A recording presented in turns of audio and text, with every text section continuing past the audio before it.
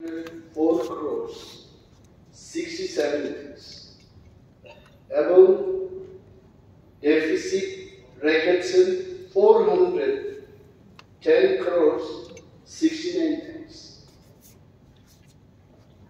প্রথমে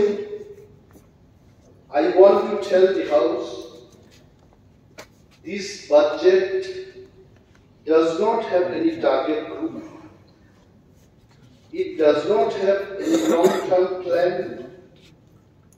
does not talk explicitly for the downtrodden people, scheduled tribe, scheduled caste, tea garden laborers, unemployed youths, government employees, এবং জুনিয়রদের সম্পর্কে চিরমুক্তির কোন বিধান না রেখে এই বাজেটটা পেশ করা।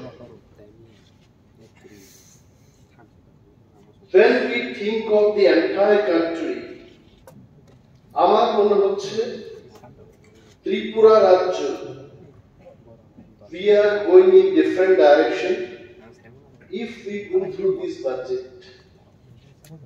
And this budget is not different from last year's budget এবং গত 5-6 বছর ধরে যে বাজেটটা পেশ হচ্ছে I don't see much of difference. বাজেটটা কি হওয়া উচিত ছিল? For every budget I have to target. আমি যখন আমার পরিবারে একটা বাজেট করি I have to keep something for my food, for my house construction, for my medical expenses, for different parameters in the family. যেগুলো দরকার সেগুলো নিয়ে কিন্তু budget. Now I am questioning the government. এই বাজেটের ইন্টেনশনটা কি? What is the aim? Let the people of Tripura know about it.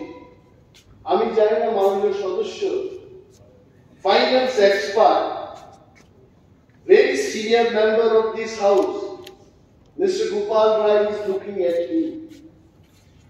He must be feeling what this gentleman is going to talk about budget.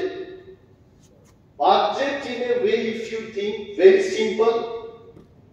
আর যদি বাজেটকে কেউ করতে না জানে, যে বাড়িতে মুরগির মাংস খায় না সেই বাড়িতে মুরগির মাংস ব্যবস্থা করবে। And our ত্রিপুরা রাজ্যে I don't have specific figure. If I take the population 40 to 41 lakhs, এই সমস্ত জনগণকে মাথায় রেখে আমাদের বাজেট তৈরি করতে হবে। And I have called up one honorable members of the house, also some senior officials in the state government, যে আমার ত্রিপুরায় 40-41 লক্ষ মানুষের মধ্যে কত মানুষ এখনো the asked why ওই টার্মটাই নেই এখন below poverty লাইনের মধ্যে আছে। তখন আমাকে বলা হলো there is no word below poverty line now. এখন একমাত্র প্রায়োরিটি গ্রুপ বলে একটা শব্দ আছে যাদেরকে আমরা প্রায়োরিটি দিয়ে থাকি, and that figure is around 29 lakhs. অর্থাৎ 40-41 লক্ষ মানুষের মধ্যে আমার 29 লক্ষ মানুষ, আমি যদি পার্সেন্টেজে বলি গ্রামের খেটে খাওয়া মানুষ কিন্তু বুঝবে না। দ্যাট ইজ ওয়াই আমি বলছি সারা রাজ্যের মানুষ বাজেট অধিবেশন দেখছেন, 40-41 লক্ষ মানুষের মধ্যে 29 লক্ষ মানুষ হচ্ছে প্রায়োরিটি গ্রুপে, মানে দরিদ্র। এই দরিদ্র মানুষকে টার্গেট না করে যদি আমার বাজেটটা আমি তৈরি করি, ডু ইউ ফিল এক ত্রিপুরা সর্বশ্রেষ্ঠ ত্রিপুরা, দি বেস্ট ত্রিপুরা এটা হবে? By telling this, if someone, my friends, from the treasury bench যদি মনে করেন why is he criticizing the government? I'm not criticizing the government. I am only trying to ventilate the gap in the budget. যে সমস্ত অফিসারগণ এই বাজেটটা তৈরি করেছেন, probably they have not gone out of the AC room and they have not traveled Tripura virtually, emotionally, mentally. আমি AC রুমের মধ্যে দাঁড়িয়ে বক্তৃতা করছি, আমাকে যদি বলা হয় যে রুদ্রের মধ্যে দাঁড়িয়ে আপনি 2 ঘন্টা বক্তৃতা করুন, I cannot, because the situation is different. এবং প্রতিটি বাজেটে 73 বছর 74 বছর বাজেট চলছে। আমি ছোট্ট একটা উদাহরণ দেব, জুনিয়া পুনর্বাসন। দি হাইয়েস্ট স্লোগান ত্রিপুরায় জুনিয়া পুনর্বাসন সম্পর্কে আমাদের অপোজিশন বেঞ্চে বাম বন্ধুরা যারা বসে আছেন, they had given maximum slogan for জুনিয়াদের পুনর্বাসন দিতে হবে। Now I have crossed 50 years age. এই 50 বছরেও জুনিয়র পুনর্বাসন আর শেষ হলো না। Where is the problem? The problem is in budgeting. আমরা জুনিয়র কথা যখন বলি তখন কি বলি? 2টা শুকর দিয়ে দাও, 5টা সুপারির চারা দিয়ে দাও, 5 কেজি চাল ফ্রি দিয়ে দাও। Do you feel by doing this kind of budgeting আগামী 1000 বছরেও জুনিয়া পুনর্বাসন শেষ হবে না, জুনিয়ারা কখনোই স্বাবলম্বী হবে না? And I personally feel যে আমাদের এই ত্রিপুরা রাজ্যে অনেকেই প্রশ্ন করছে স্বাবলম্বী হচ্ছে না কেন? ট্রাইবাল ওয়েলফেয়ার ডিপার্টমেন্ট রয়েছে, ট্রাইবালরা কেন স্বাবলম্বী হতে পারেনি? I am questioning the government. ট্রাইবালদের স্বাবলম্বী করার জন্য গভর্নমেন্টের পলিসিটা কি? আপনারা জানেন গভর্নমেন্টের পলিসিটা কি?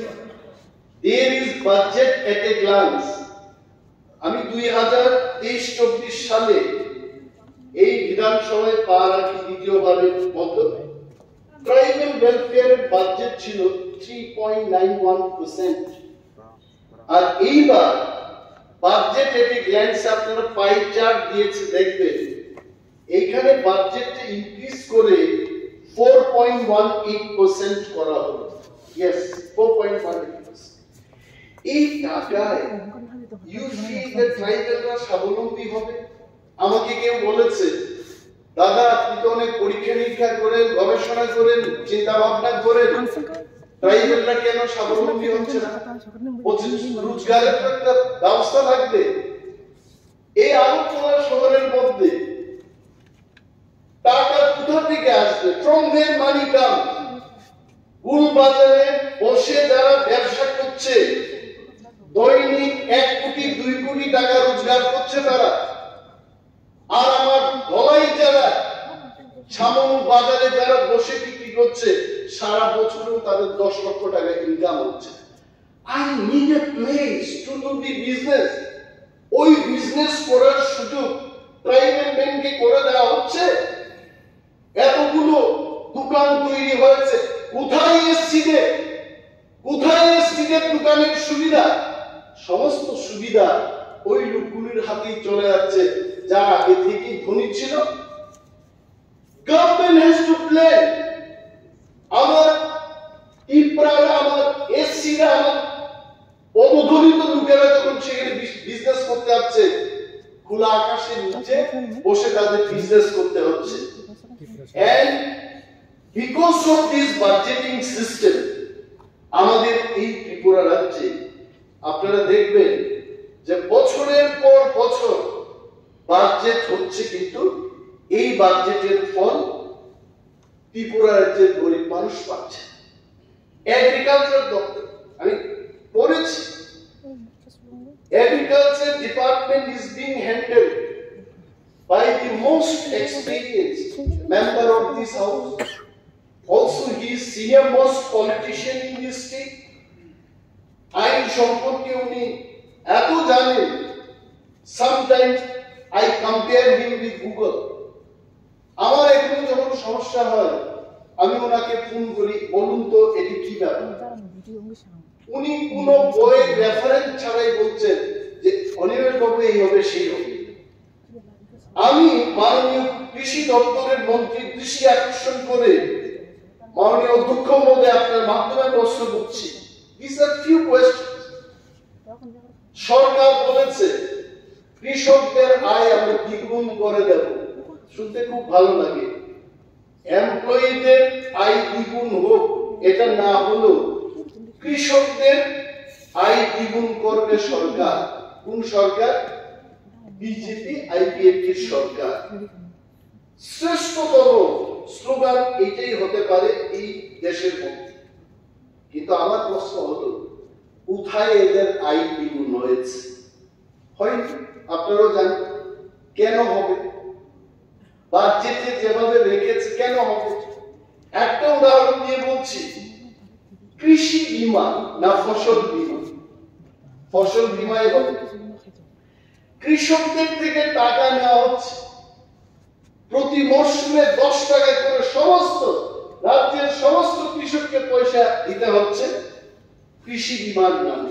আমি প্রথম ভাবতাম নরেন্দ্র মোদীজি এসে বিশাল এই দেশের মধ্যে কৃষি কল্যাণকর একটা বীমা এনেছে, আমি খুব খুশি হলাম।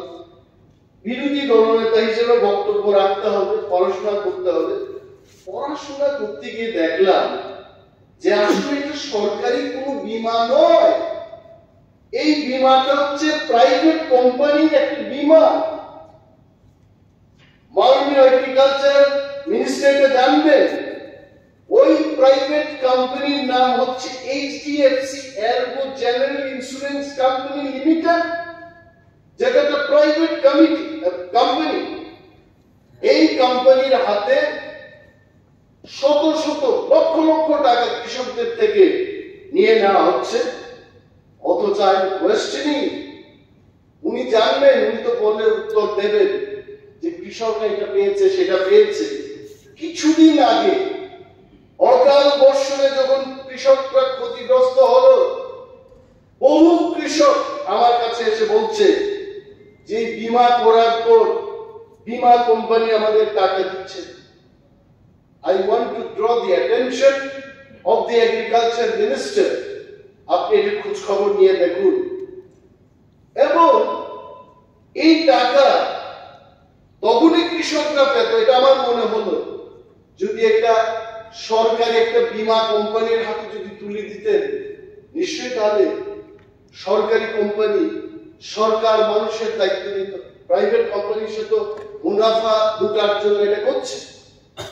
মাছলি থেকে, মাছলি মানে ধলাই জেলার মাছলি, ওই মাছলির লোকেরা আমাকে বলছে যে মাছলিতে 500-600 কৃষক পরিবার আছে এবং অধিকাংশ যে পরিবার বাঙালি অংশের বাস্তবিক প্রাণা কতিপয় আছে কৃষক, তারা বলছে যে 90% মাছলি এলাকার লোকগুলো হচ্ছে কৃষক। এবং মাছলির একটা গুরুত্বপূর্ণ বিষয় হলো বাজারে প্রথম ফুলকপি মাছলি থেকে আসবে, কাঁচা লঙ্কা মাছলি থেকে আসবে। এটা আমাদের বর্ষিয়ান লিডার, এই হাউসের সিনিয়র মেম্বার বিরোজিৎ সিনহার মতো লোকেরা জানবেন যে মাছলিকে ছেড়ে ত্রিপুরার কৃষি ক্ষেত্রে আমরা যদি বক্তব্য করি এটা ভুল হবে। এরা বলছে যে দাদা, কেউ বলছে স্যার এই যে কিষাণ ক্রেডিট কার্ড আমাদের এই মাছলিতে এই 500-600 পরিবারের 10% কৃষকদের হাতেও এই কিষাণ ক্রেডিট কার্ড আমাদের কাছে নেই। আমরা যেভাবে কৃষি কাজ করছি, ব্যাংক থেকে আমরা ঋণ নেব, এই কার্ডটাই নেই আমাদের কাছে। আমরা বাজারে চড়া সুদে ঋণ নিয়ে কৃষি কাজ করছি। আর আমাদের এখানকার সরকার বলছে যে কিষাণ ক্রেডিট কার্ড দেওয়ার ক্ষেত্রে ত্রিপুরা সরকার ভারতবর্ষের মধ্যে অন্যতম একটি রাজ্য। আপনি খোঁজ নিয়ে নেবেন, এই বাজেটের মধ্যে যেভাবে আপনারা উল্লেখ করেছেন, in particular in agriculture department, I am not very happy about it. এবং আপনারা জানেন এটাকে পার্বত্য ত্রিপুরা বলা। ত্রিপুরাটা কিন্তু সমতল, ত্রিপুরা খুব কম। Most of our land in Tripura এটা হচ্ছে পর্বত, পাহাড়। এই পাহাড়ের গায়ে কি করে চাষ করতে হবে তার কোনো উল্লেখ নেই এই বাজেটের মধ্যে। আপনারা ভাবতে পারেন পাহাড়ে কি চাষ হবে? I am telling in the house, মাননীয় মুখ্যমন্ত্রী আমার বক্তব্য শুনছেন, and he will definitely take note of this. পাহাড়ের গায়ে চাষ করে সিকিম রাজ্য দেখিয়ে দিয়েছে ভারতবর্ষের মধ্যে যে পাহাড়ে কি করে চাষ করতে হয়। মিজোরাম দেখিয়ে দিয়েছে পাহাড়ের মধ্যে কি করে চাষ করতে হয়। and in the world, south China দেখিয়ে দিয়েছে পৃথিবীকে যে পাহাড়ের গায়ে কি করে চাষ করতে হয়। টুডে আফগানিস্তান, যাকে আমরা উগ্রবাদের দেশ বলতাম, today Afghanistan has surplus fruit supply in the world. Bharat এবং পাকিস্তানকে এরা ছাড়িয়ে গেছে ফ্রুটস এক্সপোর্টের মধ্যে। তো পাহাড়ে টিলা টন করে পর্বতে চাষ হয় না, এটা কিন্তু ভুল থিঙ্কিং। এন্ড মাননীয় কৃষিমন্ত্রী এই বিষয়গুলো দেখবে। Now come to what is budget. Budget is to make people self reliant. Let us talk of rubber চাষের ক্ষেত্রে বলি, ত্রিপুরা রাজ্যে আমরা নাকি ভারতবর্ষের মধ্যে second largest rubber grower in the country. We take that pride. Tripura রাজ্যের আয়তন হচ্ছে ছোট, but in rubber growing we are the second largest in the country. কিন্তু এই হাউসের মধ্যে আমরা যারা আছি, আপনারা বিশ্লেষণ করুন, এই যে রাবার চাষিরা উঠে আসছে ত্রিপুরায়, এটি কি গভর্নমেন্ট পরিকল্পনা করে উদ্যোগ নিয়ে করেছে? কিছুটা করেছে। I don't say government has not done anything, but out of 100%, maybe 10 to 20% is government initiative.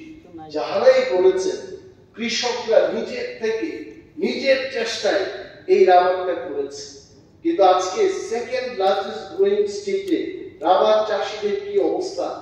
মাননীয় মুখ্যমন্ত্রী এটা নোট নেবেন, খোঁজ নেবেন, বসবেন। রাবার চাষীদের কি দুর্দশা হচ্ছে এটা জানতে হবে। Rubber price is coming down, falling down. কৃষকদের, ধান চাষীদের ক্ষেত্রে আমরা বলি যে minimum support price MSP. I thank the Prime Minister of the country to take the initiative to support the farmers with minimum support price দিয়ে, যেটাকে উনি একটা কনসেপ্ট দিয়ে গিয়েছেন কৃষকদের সাথে। Why can't we keep MSP for the rubber growers in our state? এগুলো মাননীয় মুখ্যমন্ত্রী নিশ্চয়ই এই বিষয়গুলো দেখবে। এবং রাজ্যের সরকারটা কি করছে রাবার চাষীদের জন্য? MSP তো দূরের কথা, ফরেস্ট অ্যাক্টে লেখা ছিল 25 কানিজ ল্যান্ড, যারা পর্বতবাসী, জঙ্গলে যারা বসবাস করছেন, আদিবাসী, তাদের হাতে 25 কানি করে জমির পাট্টা দেওয়া হবে। কিন্তু আমাদের সরকারটা পাট্টা না দিয়ে এখন কি করছে? ভারতবর্ষের সরকারি ফরেস্ট কনজারভেশন অ্যাক্টটাকে চেঞ্জ করে কি বলছে? যারা ফসল, অর্থকরী ফসল করবে, পাহাড়ে যারা বসবাস করবে, শুধু তারা না, private company also can go in the forest. কৃষকরা, সাধারণ মানুষ, পাহাড়ে যারা বসবাস করছে আদিকাল থেকে, এরা উচ্ছেদ করছে। কারা আসছে? Big multinational companies. তারা ব্যবসা করবে, ট্যুরিজম লজ বানাবে, মাইনিং করবে। They have entered. আর জমির মালিকানা এই সরকার, প্রফেসর ডক্টর বারিক শাহজির সরকার, এই সরকারের প্রতি মানুষ অনেক কিছু আশা রাখছে। এই সরকার এসে, আমি মাননীয় মুখ্যমন্ত্রীকে জিজ্ঞেস করবো আপনার মাধ্যমে, আপনার এই কিছু সময় যে মুখ্যমন্ত্রিত্বকালীন কতজনকে জমির মালিকানা করে দিয়েছেন এটা কিন্তু আমাদের জানার দরকার রয়েছে।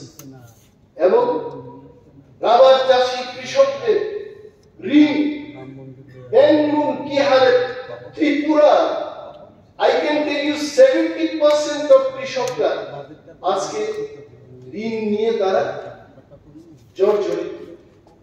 আমি যখন শুনি ভারতবর্ষের সরকার বহু বড় বড় কোম্পানির, আমি নাম নেব না, তাদের হাজার হাজার টাকা ঋণ মুকুব করে দিয়েছে, আমাদের এই সরকারের আমাদের কি উচিত না যে আমার ত্রিপুরায় যে যারা 60,000, 1 লক্ষ টাকা, 2 লক্ষ টাকা করে ঋণ নিয়েছে তাদের ঋণ আমরা মুকুব করবো না?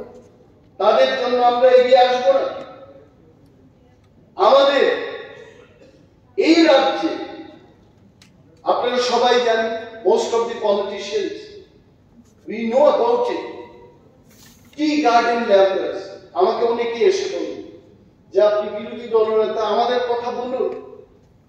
52টা চা বাগান রয়েছে ত্রিপুরায়, 52। এবং এই চা বাগানে যারা শ্রমিক হিসেবে কাজ করছে তারা আজকে থেকে প্রায় 80-100 বছর আগে ত্রিপুরায় এসেছে।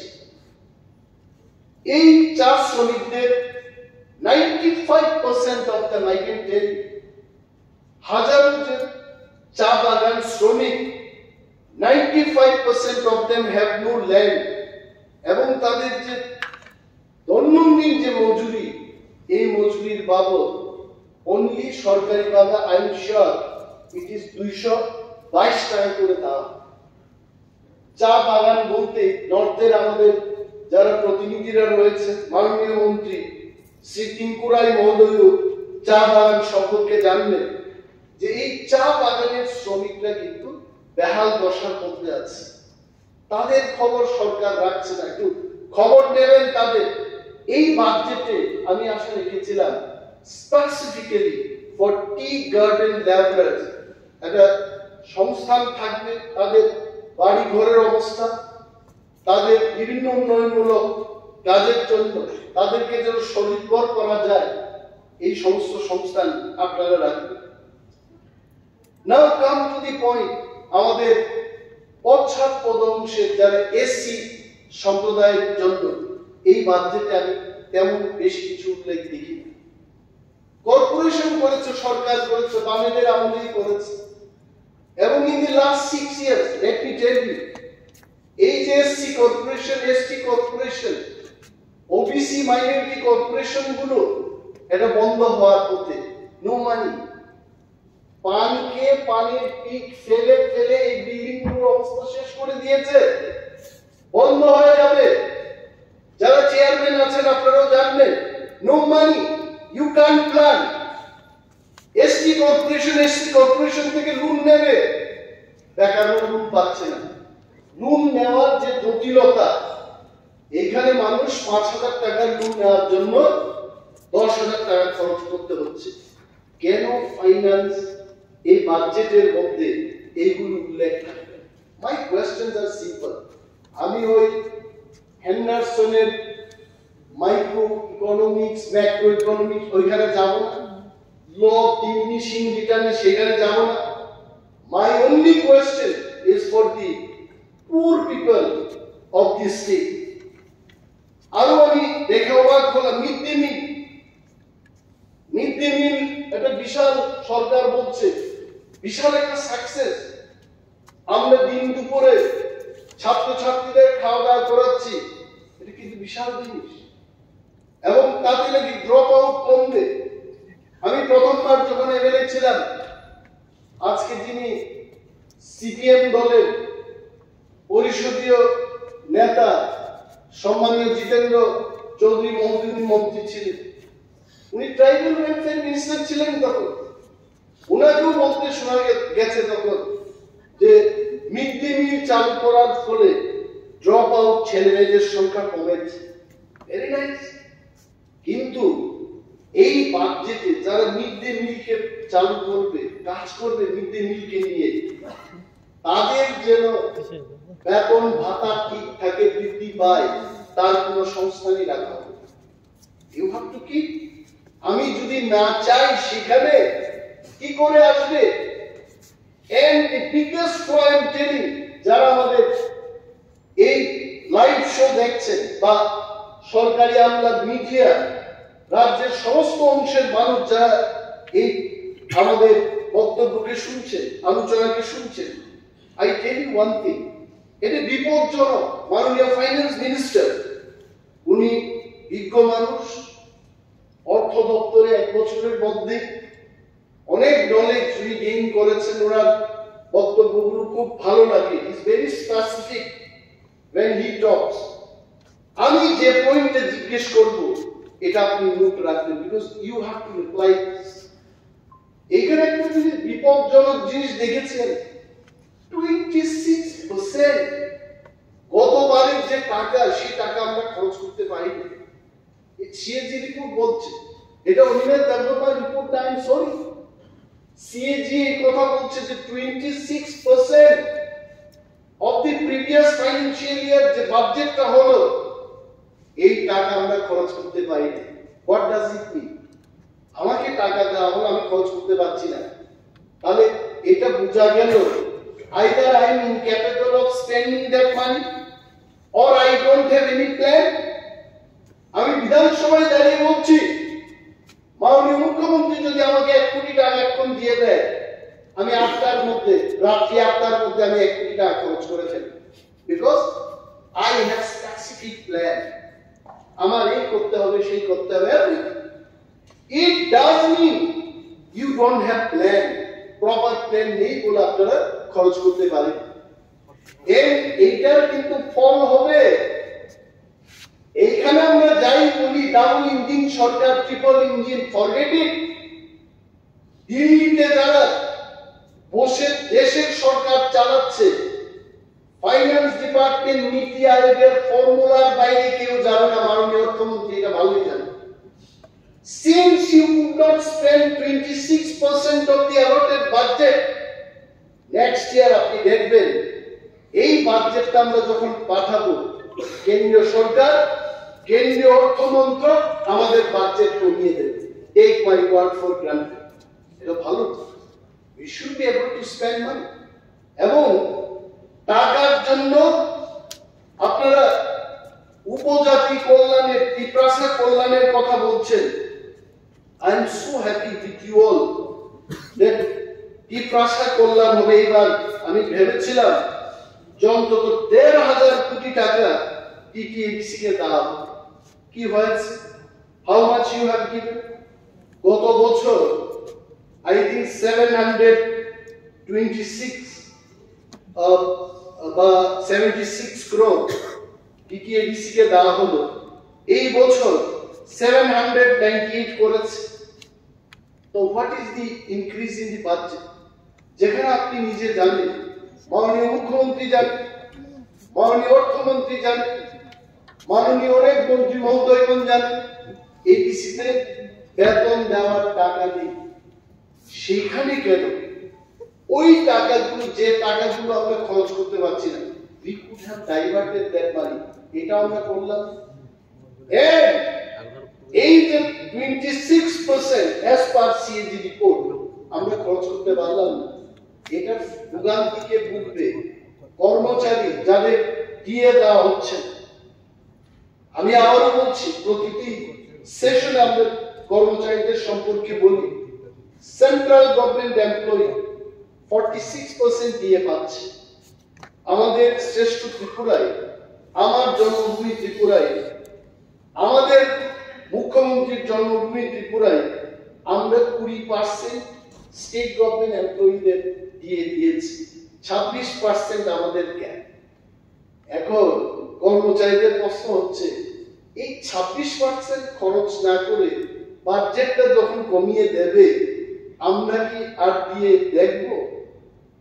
মাননীয় পরিষদীয় মন্ত্রী যখন বিরোধী দলনেতা ছিলেন, তৎকালীন বামফ্রন্ট সরকারকে একটা গানের মাধ্যমে উনি প্রতিবাদ করেছিলেন, তোমার দেখা নাই রে, তোমার দেখা নাই, ডিএর দেখা হবে না। এটা কর্মচারীদের মধ্যে আতঙ্কের সৃষ্টি হয়েছে। I was so happy যে গত মাসে মনে হচ্ছে আমরা মার্চে আছি 20 তারিখ ত্রিপুরা সরকার সিদ্ধান্ত নিয়েছে যে অ্যাডহক প্রমোশন কে দেখাশোনার জন্য বিশ্লেষণ করার জন্য সরকারকে একটা পরামর্শ দেওয়ার জন্য একটা কমিটি হয়েছে। ওই কমিটি মিটিং করে কি উত্তর দিয়েছে কেউ জানে না, আমি জানি না, মাননীয় সদস্যরা বা মন্ত্রী মহোদয়গণ আপনারা জেনেছেন কিনা এই ডোন্ট নো। এবং যখন মাননীয় মুখ্যমন্ত্রী, অর্থমন্ত্রী বা অন্যান্য মন্ত্রীগণ যখন বক্তব্য রাখবেন এই পয়েন্টটা যেন আমাদের খোলাসা করে বলে যে ওই অ্যাডহক প্রমোশন দেখার জন্য যে কমিটিটা গঠন হয়েছে ওই কমিটিটা কি বলেছে, দ্যাট শুড বি ক্লিয়ার।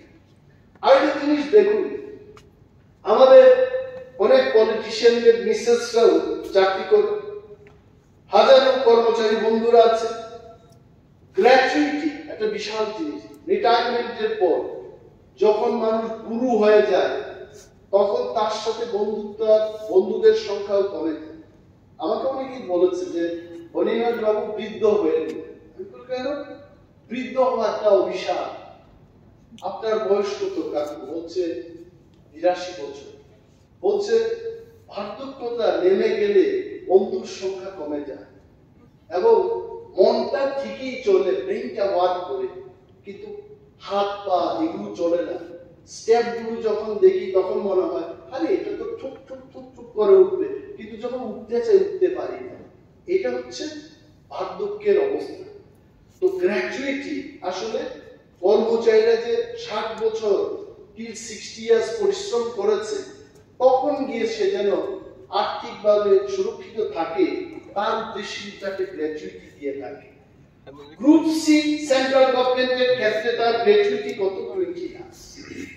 আর আমাদের এই রাজ্যে, যে রাজ্য আমাদের, আমরা এই রাজ্যের মাটিকে যখন দিল্লি থেকে আসি তখন এটাকে ধরে একটা চুমা দিই যে আমি আমার রাজ্যে এসেছি।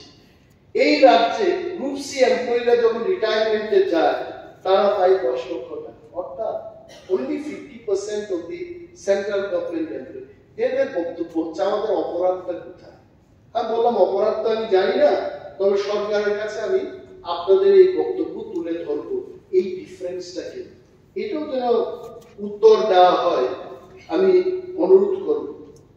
এন্ড নাও এই যে আমাদের ত্রিপুরা রাজ্যে অনেকগুলো ফুড এন্ড সিভিল সাপ্লাইস এর ক্ষেত্রে আমি মাননীয় মন্ত্রী দৃষ্টি আকর্ষণ করে বলছি, এটা মানুষের বক্তব্য। আমি আসলে প্রায় সময়ই ফুড এন্ড সিভিল সাপ্লাইস মিনিস্টারকে ফোন করি। If there are problems, instantly I call most of the ministers. It is not only with him, even these days মাননীয় মুখ্যমন্ত্রীর সাথে আমার 2-3 বার সৌহার্দ্যপূর্ণ আলোচনা হয়েছে। He was very positive for all the issues. আমি বলবো না যে কেন আমি অসত্য কথা বলবো, যে he is not cooperative, he is not concerned about the problems of the, he responded. তবে এই যে ফুড এন্ড সিভিল সাপ্লাইস এর ক্ষেত্রে মানে এইখানেই বাজেটটা পড়ার পর বলছে যে আমরা ফ্রিতে চাল, তো অনেক লোক এসে বলছে সরকার কোথায় ফ্রি দিচ্ছে, এটা তো জনগণ, এটা তো কিনে দেওয়া হচ্ছে। এদের প্রশ্ন হচ্ছে যে এমপিরা, এমএলএরা বা দেশের সমস্ত জনপ্রতিনিধিরা, ইলেক্টেড জনপ্রতিনিধিরা কোন খামার জায়গা নিয়ে সেখানে ধরুন মন্ত্রী মহোদয় শ্রী রতনলাল নাথ মহোদয় তিনি ট্রাক্টর চালিয়ে বা ডক্টর মানিক সাউনিনের দেববর্মা আমরা ধান চাষ, গম চাষ করে এই চালগুলো দিচ্ছি কিনা, এটা তো ওইভাবে দিচ্ছি না। এটা সরকারের কোষাগারের টাকায় কিনে এটা মানুষের কাছে দেওয়া হচ্ছে। তো এদের কথা হচ্ছে এটা তো ফ্রি না, এটার জন্য মানুষ ট্যাক্স দিচ্ছে, মানুষের ট্যাক্স থেকে জনগণের পয়সায় কিনে এটাকে দেওয়া হচ্ছে। আমি বললাম ভাই আমি তো ফ্রি চাল পাচ্ছি না, আর 40 লক্ষ মানুষের মধ্যে 29 লক্ষ মানুষ এই ফ্রি চালের আওতাধীন এসছে। তো আমি সরকারের কাছে বলবো যে যেহেতু 29 লক্ষ মানুষকে দিয়েই ফেলেছে, 40-এর মধ্যে 40 লক্ষ মানুষ কেন ফ্রি চাল পাবে, হয়ে যাক, চল আমার এখানটায় আসুন। এটা হচ্ছে দাবি। এটা আসলে ফ্রি কিনা মানুষ এটা পরিষ্কার ভাবে জানতে চায়, এই চাল দেওয়া এটা ফ্রি কিনা। This is one. আরো একটা কথা হচ্ছে যে animal husbandry and animal resources, এই দপ্তরের সংক্রান্ত কিছু কথা রয়েছে। এখানে কি হচ্ছে, বলছে টিগারি বন্ধ হয়ে গেছে, গটারি বন্ধ হয়ে গেছে। একমাত্র ত্রিপুরা রাজ্যে মানুষ, আমি বলি যাই বলুক, যে মাছ চাষে আমরা স্বয়ংবরতা অর্জন করার লক্ষ্যে এগিয়ে চলেছি। কোথা থেকে মাছ আসে? অন্ধ্র, হায়দ্রাবাদ, তারপর বাংলাদেশ থেকে আসছে, বম্বে থেকেও আসছে কিছু কিছু মাছ, ওয়েস্ট বেঙ্গল থেকে তো আসছে। মানুষ বলছে আমাদের মাছটা কোথায়? এই যে সরকার বলছে মাছ চাষে আমরা প্রায় অলমোস্ট স্বয়ংবরতা অর্জন করেছি, তাহলে আমাদের মাছটা কেন কোথায়? কিন্তু আমি হাসলাম। জনগণের প্রশ্নের আর সীমা নাই, জনগণ প্রশ্ন করতেই পারে। মাননীয় ফিশারি মিনিস্টার যখন বক্তব্যটা করবে, এই ব্যাপারটা আপনি আমার উদ্দেশ্যে তো বলবেন, জনগণের উদ্দেশ্যে এটার একটা উত্তর দেন যে আমাদের মাছটা কেন, আমরা যদি স্বয়ংবরতা অর্জন করি আমাদের মাছ কোথায়? আর যদি মাংসে আমরা স্বয়ংবর না, একমাত্র একটা মানুষ আমরা স্বয়ংবর। আপনি জানেন আমাদের ত্রিপুরা মহিলারা যদি শুকরের চাষ না করত, শুকরের মাংস এই বাজারে দিত না, এবং শুকরের মাংসই কিন্তু সাফিসিয়েন্ট ইন ত্রিপুরা মার্কেট। এবং এটা যদি না হতো, আমরা কিন্তু ব্রয়লার খেয়ে আর্থ্রাইটিস বিভিন্ন রোগে আমরা শেষ হয়ে যাব। এখন কেন এমএলএরা মন্ত্রীরা আমরা যখন খাই, আমি অনেকের দিকে তাকাই, বলছে মুরগির মাংস কি, বলছে ব্রয়লার না, কান্ট্রি চিকেন চা। তো এটার জন্য তো বাচ্চাটা রাখতে হবে। সরকার has to take initiative to grow this poultry only শুকরের মাংস। তো এই যে শুকরের মাংসটা হচ্ছে, তাহলে ত্রিপুরা মহিলাদের জন্য এখানে কেন বাজেট রাখা হবে? তাদের স্বয়ং সম্পূর্ণ করার জন্য তাদেরকে আরো বেশি যেন এই কি বলে শুকর যেন তারা পালতে পারে, তার কেন ব্যবস্থা হবে না?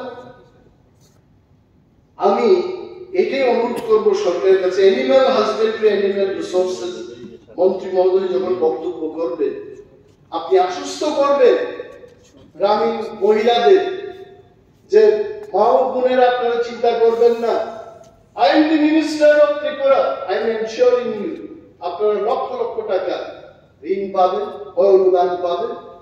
আপনি দেখবেন in tomorrow's newspaper and in tomorrow's sun rising you will become the star of Tripura. এবং পাওয়ার department, the most popular minister আমার কাছে, আমি এটা জনসমক্ষেই বলি, আমাকে অনেকে বলে ওনার প্রতি আপনার এত ভালোবাসা কেন? ভালোবাসা তো হচ্ছে কাজে, কর্মে, আলাপ আলোচনা। আমি যদি মাননীয় মুখ্যমন্ত্রীর সাথে দৈনন্দিন আলোচনা করি, দেখবেন আমাদের মধ্যে এই রাজনীতির বাইরেও আরো বেশি বন্ধুত্বতা চলে আসে। আলোচনায় হচ্ছে মূল কাজ। পাওয়ার ডিপার্টমেন্টে একটা খুব খারাপ ব্যাপার চলছে। পাওয়ার ডিপার্টমেন্টে আপনার বাইরে সুইচ গেল, মিটার বক্স গেল, ওয়্যার গেল, এভরিথিং ভোক্তাকে দিতে হবে। নাথিং ইজ ফ্রি, কিচ্ছু নেই। বলছে এত এক্সপিরিয়েন্স মিনিস্টার, উনি এটাকে দেখবেন না? আমি বলছি এই কথা আমি বিধানসভায় দাঁড়িয়ে ওনার চোখে চোখ রেখে আমি বলবো, আমি কিন্তু বলেছি, এটা উত্তর দেবেন আপনি, যে গ্রিড, মিটার, মেইন সুইচ, কেবল, নাথিং, সব ভোক্তাদের অর্থাৎ ইংরেজিতে এটাকে বলে কনজিউমারদের কিনে দিতে হবে। ওই জিবি হাসপাতালে যেটা স্যালাইন, ভিটামিন, ট্যাবলেট, এভরিথিং রোগীর পরিবারকে কিনে দিতে হবে, নতুবা তুমি মৃত্যুবরণ করে দেখ বলি নিয়ে বাড়িতে চলে যাও, এই অবস্থা। তো whereas the slogan by the government is we are self-reliant on power generation. বিদ্যুৎ উৎপাদনে ত্রিপুরা স্বয়ংবরতা লাভ করেছে। Very good, we have surplus বিদ্যুৎ বিক্রি হচ্ছে এখান থেকে। তো আমাদের সারপ্লাস বিদ্যুৎ উৎপাদন করার পর বিদ্যুতের মাসুল কেন বৃদ্ধি পাচ্ছে, কেন ভোক্তাদের থেকে বেশি টাকা নেয়? আসলে এই সমস্ত জিনিস ব্রেনটাকে কিন্তু শার্প করে দেয়।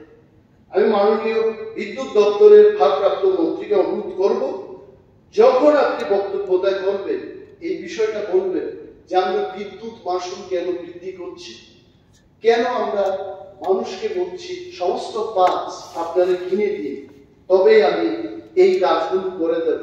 এই উত্তরগুলো আপনি নিশ্চয়ই দেবেন, এটা আমার আশা এবং বিশ্বাস থাকবে আপনি দেবেন। আর এটা হলো এখানে দেখুন, এই যে এমএলএদের, মন্ত্রীদের বেতন ভাতার বিলটা এলো, আই এম ডিপলি শক। এবং ওই মিটিং এর মধ্যে আমি কিন্তু I was so serious, I was sitting in between Jitendra Chaudhury মহোদয় এন্ড পরিষদীয় বিষয়ক মন্ত্রীর মাঝখানে বসে, this side is also much elder brother, this side also much elder brother. অনেকগুলো খাওয়া দাওয়া হলো মিটিং এর মধ্যে, আমি খাইনি, কারণ I was serious in it. যে এমএলএদের, মন্ত্রীদের বেতন ভাতা বৃদ্ধি হবে, এটা আমারও তো বৃদ্ধি হবে, এটা এই বিধানসভায় আনা হচ্ছে। আই ওয়াজ শক, কেন আনা হলো? এভরিথিং প্রিন্টেড, এই হাউস শুড প্লিজ। এটার মনে হয় একটা কারণ হতে পারে যে মেবি পার্লামেন্ট ইলেকশন আছে, জনগণ কি বলবে, জনগণ কি বলবে, জনগণ কি চায় যে এমএলএরা ফাটা জামা পরে জনগণের কাছে যায়? They also know if their life is enhanced, our life also can be enhanced. যে যাই লিখুক, আমি ক্ষমা চাই, কিন্তু এটা ছিল আমাদের আলোচনা। কিন্তু এই 26% টাকা খরচ করতে না পেরে যদি বাজেটটা কমিয়ে দেয়, তখন কি বিলটা উত্থাপন হবে কিনা, এটাও আমার প্রশ্ন থাকবে। এবং this has to be answered at that time. আমি একটা জিনিস দেখেছি এই বাজেটের মধ্যে, মাননীয় মুখ্যমন্ত্রী, মাননীয় অর্থমন্ত্রী উভয়কে দৃষ্টি আকর্ষণ করে বলছি, এমজিএন রেক্স, আগে কি ছিল? এমজিএন রেগা, এখন হচ্ছে এমজিএন রেক্স স্কিম। আমার কাছে, আপনার কাছে, ডাক্তারের কাছে, ইঞ্জিনিয়ারের কাছে এমজিএন রেক্স সামান্য জিনিস, বাট ফর গ্রামীণ গরিব পরিবার, গ্রামে যারা বসবাস করছে, MGN Rex is very important for. আমি খবর নিয়েছি আজকে বক্তব্য দেওয়ার আগে যে এই পর্যন্ত এমজিএন রেক্স প্রকল্পে 100 দিনের যে কাজের গ্যারান্টি, তার মধ্যে কতদিন কাজ দেওয়া হয়েছে? Not more than 66 to 67 days। এই বছর চলে যাবে, in the next few days এই ফাইন্যান্সিয়াল ইয়ার ফিনিশ। এখনো কিন্তু 30-35 দিনের মতো কাজ দিতে হবে। অ্যানাদার পয়েন্ট হচ্ছে, যাই কাজ হয়েছে for 5 months bill is pending, এবং এই শ্রমিকদের টাকা দেওয়া হচ্ছে না। আমি খবর নিয়ে দেখুন, আমি যখন খবর নিয়ে দেখলাম যে টাকা কেন দেওয়া হচ্ছে, the problem is with the state government।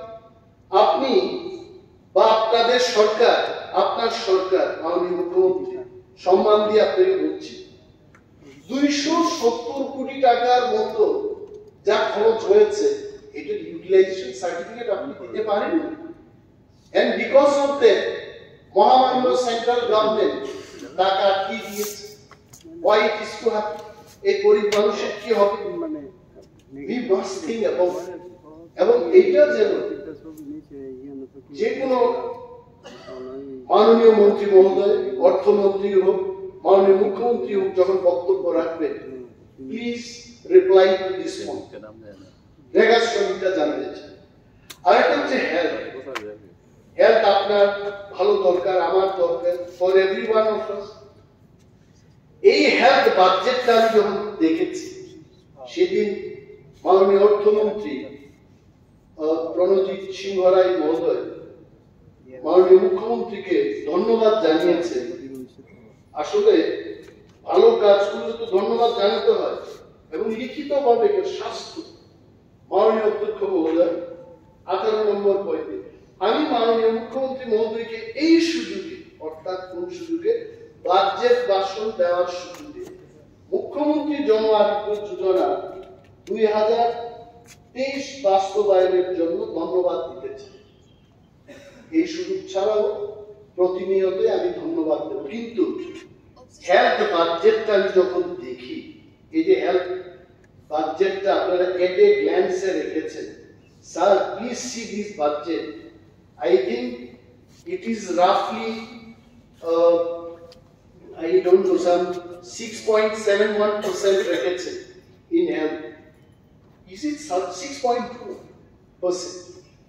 এই বাজেট দিয়ে এতগুলো মানুষের, এত পরিবারের 5 লক্ষ টাকা করে এটা কি হবে, কোথা থেকে দেবে? এই বাজেটটা এত বাজেট কম কেন? It is my question. নাকি আবার ওই এইচডিএফসি প্রাইভেট লিমিটেড কোম্পানির মতো প্রাইভেট বীমা সংস্থাকে দিয়ে এটা করাবে? এটা হবে না। কিন্তু এটা তো যে কোনো ব্যক্তি, I have taken health insurance from Reliance, আমি নিতে পারি। যেহেতু সরকার বলছে, মুখ্যমন্ত্রী বলছে এই 5 লক্ষ টাকার কাভারেজ হবে এই যোজনায়, good, but why the budget is less? আমি কেন বাজেটটা বেশি কেন করেছেন এটা প্রশ্ন তুলছি না, why the budget is less. আরো একটা বিষয় এখানে একদম ভাবে দিয়েছেন, লোন। রাজ্য সরকার লোনের ইন্টারেস্ট দিতে দিতে অবস্থা শেষ। Payment of interest 5.34%। আপনারা দেখবেন স্টেটমেন্ট 6 পেজ নাম্বার 7 এই বাজেট এতে গ্ল্যান্সে এটা দিয়েছে। রিপেমেন্ট অফ লোনস, এটাও তো লোনের ব্যাপার, 2.04%। সব মিলিয়ে কিন্তু 7.38%। আমরা শুধু এই 27,800 সামথিং কোটি টাকার মধ্যে এত শতাংশ টাকা কিন্তু ঋণের পরিশোধ করতে করতেই শেষ। মাই পয়েন্ট ইজ, তাতে কি হচ্ছে? Because of that you had to reduce the budget in rural development panchayat. আপনি দেখুন কি পরিমাণে, হোয়াট ইজ দি বাজেট? একটা পঞ্চায়েত, ত্রিপুরার 70 থেকে 80% মানুষ তারা এখনো দরিদ্র বলে পরিচিত। এই মানুষগুলো তাদেরকে উপেক্ষা করে এই টার্গেটটাকে বাদ দিয়ে আমি যদি একটা বাজেট করি, শ্রেষ্ঠ ত্রিপুরা হবে? আমি অনলি কোয়েশ্চেন, যদি হয় আমাকে প্রমাণ। কেন পঞ্চায়েত ডিপার্টমেন্টে, ভিলেজ কমিটিতে এই বাজেট এত কম? আমাদের এই বাজেটের মধ্যে ওই দরিদ্র লোক 29 লক্ষ 30 লক্ষ লোককে আমাকে টার্গেট করে বাজেটটা তৈরি করতে হবে। And this has not happened in this budget.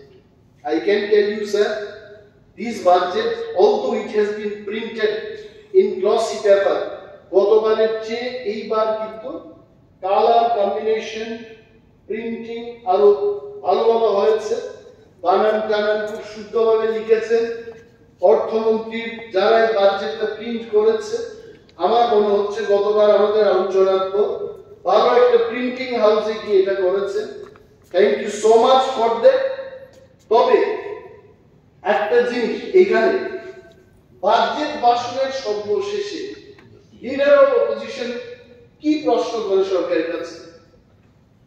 STDT টাকা, this is fourth session in the 13th assembly. আমি কিন্তু STDT বলে চিৎকার করছি। 22 সেপ্টেম্বর 2022 তারা পরীক্ষা দিয়েছে, এখন রেজাল্ট বেরোলো। They are questioning me, এই মোবাইলটা যখন আমি চালু করি হাজারো লোক আমাকে বলছে, স্যার নিন ইয়াংও gleich Kommunikation zum STD Kommunikation মানে কত মানুষ ফেসবুক হোয়াটসঅ্যাপ এসএমএস দিয়ে জিজ্ঞেস করছে এসটিডির ব্যাপারটা। আমি বললাম, ভাই কোন গণতান্ত্রিক রাজ্যে গণতান্ত্রিক দেশে বিরোধী দল চাকরি দিতে পারে না। আমি বলছি বিরোধী দল শুধু প্রশ্ন করতে পারে, চাকরি দেবে কারা? চাকরি দেবেন মাননীয় মুখ্যমন্ত্রী। চাকরি দেবেন কে? সিরিয়ালের 2 নম্বর মন্ত্রী শ্রী রতনলাল নাথ মহোদয়। চাকরি দেবেন কে? অর্থমন্ত্রী প্রণজিৎ সিংহ রায়। আমি পারব না, আমি উনি প্রশ্ন করতে পারি। এদের পক্ষে আমি মাননীয় সরকার এবং মাননীয় মুখ্যমন্ত্রীকে প্রশ্ন করছি, আপনি যখন বক্তব্য করবেন এই এসটিডিটি ব্যাকারদের যে পরীক্ষাটা হলো 2022 সালে, রেজাল্টটা কবে হবে মানুষ এবং আমি জানতে চাই। আর একটা হচ্ছে, এটা 2 নম্বর প্রশ্ন আসছে, নেট স্লেট পিএইচডি এটা নিয়ে যারা বিভিন্ন অ্যাসিস্ট্যান্ট প্রফেসর বিভিন্ন প্রতিষ্ঠানে যারা পরীক্ষা দিয়েছে দেবে, সরকার গত 6 বছরে কোন রিক্রুটমেন্ট উল্লেখযোগ্যভাবে করে নাই, তাদের বয়সের সীমা পেরিয়ে দেয়। এখন এদের প্রশ্ন হচ্ছে, চাকরি যেহেতু দিতে পারে না, নেট পিএইচডি স্লেটের ক্ষেত্রে বয়স সীমা যেন 5 বছর বৃদ্ধি করা হয়, এটা তাদের দাবি। এটা কি বলি। আর আমাদের 3 নম্বর অনেকে 5টা কোয়েশ্চেন থাকে, আমি বেশি প্রশ্ন করি, এটা আমার প্রশ্ন থাকে জনগণের। 3 নম্বর প্রশ্ন হচ্ছে, কর্মচারীরা বলছে যে আমাদের দিয়ে দেওয়া হবে কিনা, হ্যাঁ বা না। যেমন মাননীয় চেয়ারম্যান এখন আছেন, উনি খুব বিনয়ী মানুষ, হেসে আমার দিকে দেখছে এবং যেমন বলছে স্পিকার সাহেব আজকে বলেছেন এত কিছু বলার দরকার নেই, করবেন কিনা হবে কিনা জিজ্ঞেস। আমি জিজ্ঞেস করছি কর্মচারীদের দিয়ে দেওয়া হবে। আর জুনিয়রদের পক্ষে এই জুনিয়র পুনর্বাসন আগামী কয়েক বছরের মধ্যে শেষ হবে কিনা, এটা কিন্তু জুনিয়র অংশের মানুষ এরা জানতে চায় এই সরকারের থেকে। যে 2টা শুকর এইসব নিয়ে আমাদের কিছু হবে না এবং আমাদের চিরকালের জন্য আমরা যেন জুনিয়র পুনর্বাসন পাই। এই সরকার মোদীজির আশীর্বাদ প্রাপ্ত ত্রিপুরা রাজ্যের সরকার এটা যেন ব্যবস্থা গ্রহণ করেন, এটা তাদের প্রশ্ন। আর এই যে অ্যাসেম্বলিতে আমরা দাঁড়িয়ে বক্তৃতা করছি, মাননীয় মুখ্যমন্ত্রী মাননীয় স্পিকার না রুম থেকে এটা শুনছেন, মাননীয় চেয়ারম্যানকে আমি আপনার মাধ্যমে মাননীয় মুখ্যমন্ত্রী এবং পরিষদের বিষয়ক মন্ত্রী মহোদয়ের নজরে আনছি। অ্যাসেম্বলি সেক্রেটারি বলছেন যে এই অ্যাসেম্বলিটা চলবে, এখানে যদি কর্মচারী না থাকে। লাস্ট 6 ইয়ার্স অনেক রিটায়ারমেন্ট হয়ে গেছে, নো রিক্রুটমেন্ট, নো রিক্রুটমেন্ট। 1963 থেকে আমি দেখেছি, আমি রেকর্ড, আমি কিন্তু কালকে বমি করে দিয়েছি, কারণ বাইরে থেকে এসে পড়াশোনা করতে করতে 8:30 বমি করে দিয়েছি, মাথা ঘুরে। তারপর আমি বললাম জনগণের জন্য প্রস্তুত করতেই হবে এবং হি অনলি টট মি। পূর্বতন বিরোধী দলনেতাই আমাকে এটা শিখিয়েছেন যে পড়তে হবে, জিজ্ঞেস করতে হবে, না না আসি। 1963 থেকে এটলিস্ট এই 6 বছরের আগ পর্যন্ত, অর্থাৎ ওনারা যখন ছিলেন মিনিমাম এভরি ইয়ার 8-10 জন করে রিক্রুটমেন্ট হতো এই বিধানসভা। Why in the last 6 years it has stopped? এটা যদি পবিত্র বিধানসভাকে স্মুথলি, এখন তো ওইখানে বক্স টপ দেখা গেছে, এখন ঠিক আছে channel 1 Kokborok, channel 2 Bengali, channel 3 English, এগুলো হচ্ছে। যেহেতু এটা হচ্ছে কর্মচারীরা যেন আরো সংখ্যায় বৃদ্ধি পায়, কাজ যেন তারা স্মুথলি করতে পারে, রিক্রুটমেন্টের ব্যবস্থা করতে। আর পরিশেষে একদম 1.5 মিনিটের মধ্যে আমি শেষ করছি যে ককবড় চ্যানেলে যারা বলবে তাদের কিন্তু সংখ্যাটা বেশি করে দেবে, কারণ ককবড় থেকে বাংলায় বলতে হবে, ককবড় থেকে ইংলিশটাকে করতে হবে।